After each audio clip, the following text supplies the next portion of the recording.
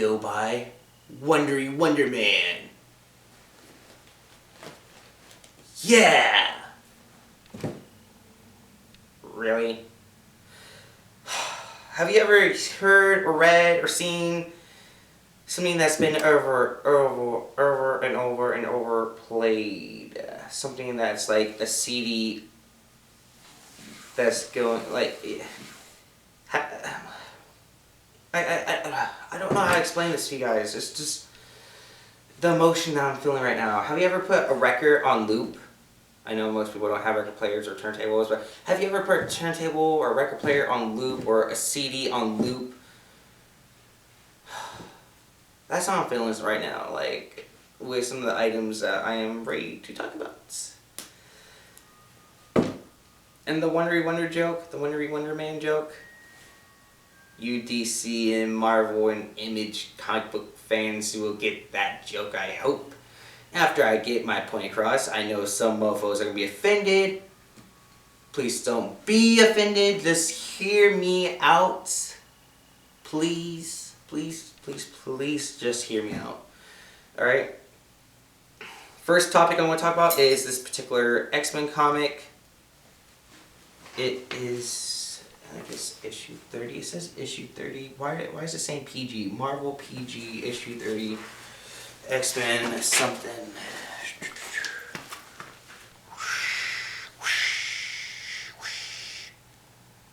Yeah. Do you see what I'm talking about? I hope you see what I'm talking about.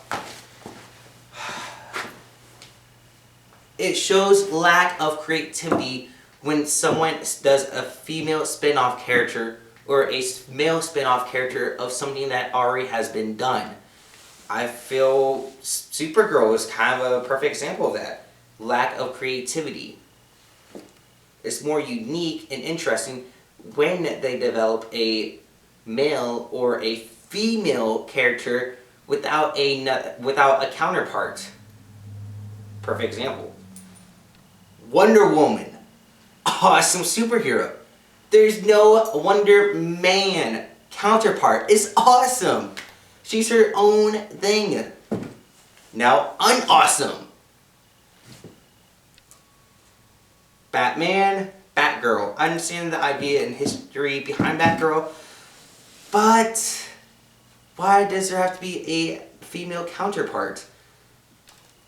In this case, I am showing you that comic. The only reason why I bought this comic is because the cover, so I can use this to talk about and use it as an example. Just because there's a male Nightcrawler, that doesn't mean there has to be a female Nightcrawler. That does not mean... I know some mofos might say that I'm being sexist, but in a way, I'm not being sexist. I'm being the complete opposite of being sexist. I'm saying it's more sexist to try to come up with a character that meets a counterpart. Just come up with something fresh, new, brand new. Don't keep using the same ideas and expecting people to keep buying stuff. It's not cool. It's actually quite agitating. Beyond quite agitating. Next item. I know people are going to be wondering why I keep went from using DVDs to show you guys what movies I'm talking about, from using iPad to now I'm going old school using the tapes. If you saw my last video, you're going to be like, hey, why are you using the tapes? The reason why I'm using the tapes, to test out the pocket knives, swords, machetes, for knife testing, see how sharp and well done they are made. That's why I'm using old school videotapes. Speed, the movie Speed. Everything about this movie is so overplayed. Come on. Everything about it is so overplayed. From the hero talking to the villain, saying the exact same thing that the villain was saying back to him. That gets so annoying. From, oh, if this happens, then this blows up. Oh, it's really not cool. It's really not. It's so overplayed.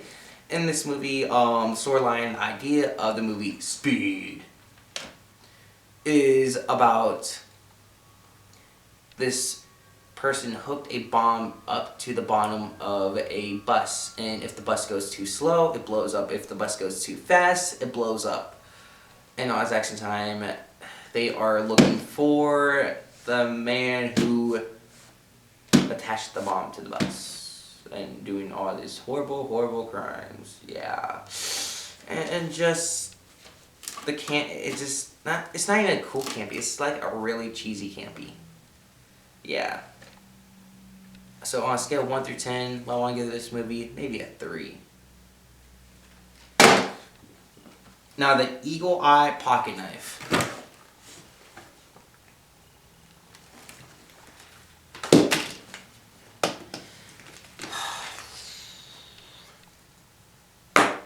Most places selling this particular... I can't even give this knife... I can't tell you guys how much they're even selling it, because this pocket knife is not new. This knife actually been redone so many... It's not even been redone. So many companies are making the exact same knife, giving it different names, changing the color of the handle, changing the size, but all at the exact same time keeping the same shape. The same shape of blade, handle, hole right here, the edge right here, these bumps right here, the unlocking mechanism right here. It's all the exact same thing, but they just keep changing the color and the size. That's about it. Yeah. I talked them down to $1, but most places will sell this for $5, this particular knife. The things I feel that might not make this knife a good knife is the holes right here, and the fact that I feel like I can just snap it. It feels so cheap. But is a blade good? That's my main question. Is the blade good? It has these edges, the saw edge right here. It has a decent point right here. It's made in China. Ew, it's made in China. And it has this thumb hole where you can... So let's test this thing out.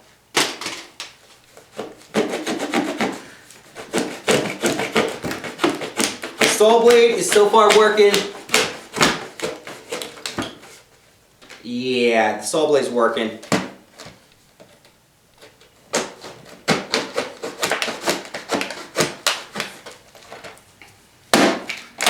The blade itself is working. You can cut through this.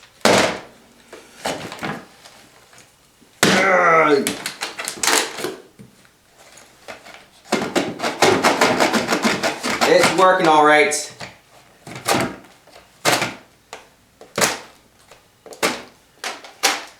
The pocket knife is working. This so far is worth the money. It's worth the money.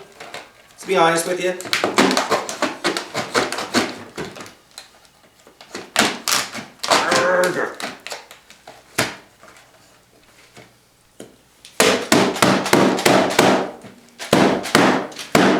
It's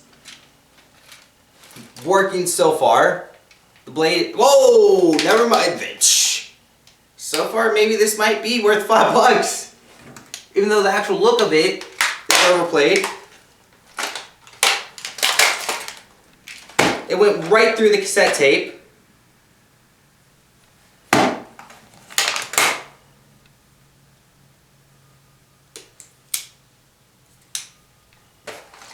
The knife itself isn't breaking.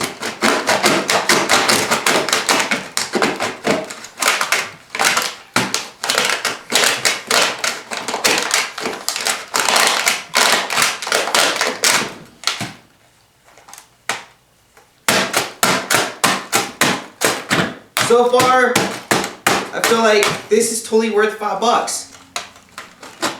If it can cut through this, it can cut through anything else I might need to cut through.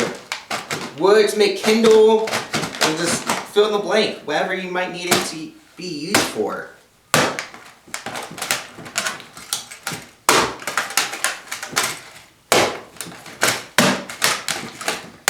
So yeah, maybe this is a decent knife. Just beat the crap out of it though. A little bent. Yeah, this thing,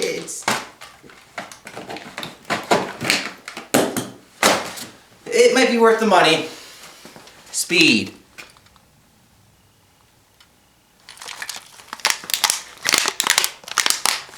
That is caused by the knife.